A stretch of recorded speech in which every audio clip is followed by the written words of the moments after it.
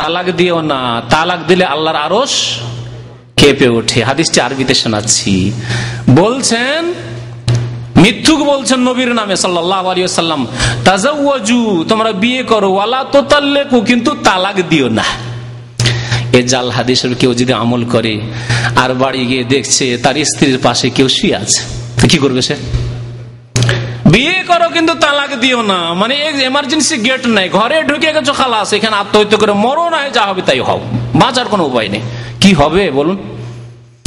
তালাক হচ্ছে emergency gate.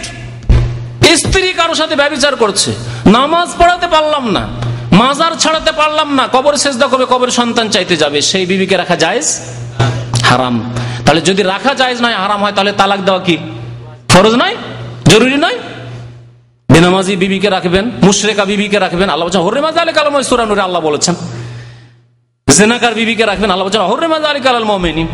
মুমিন মুসলিম আযানি লা ইয়ানকিহু ইল্লা যানিয়াতান আও মুশরিকাতান ওয়া যানিয়াতু লা ইয়ানকিহুহা ইল্লা যানিন আও মুশরিক ওয়া হুররিমা যালিকা আলাল মুমিনিন। আয়াত আল্লাহ পাকের সূরা নূরের।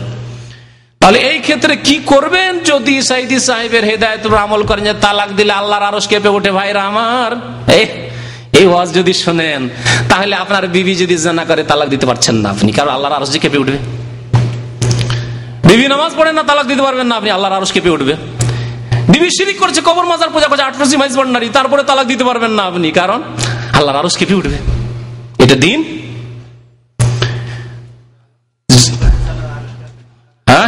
হ্যাঁ, আরো মজার কথা, শিরিক করছে, আল্লাহর আরশ কাঁপে না, নামাজ ছাড়ছে, আল্লাহর আরশ কাঁপে না। হ্যাঁ,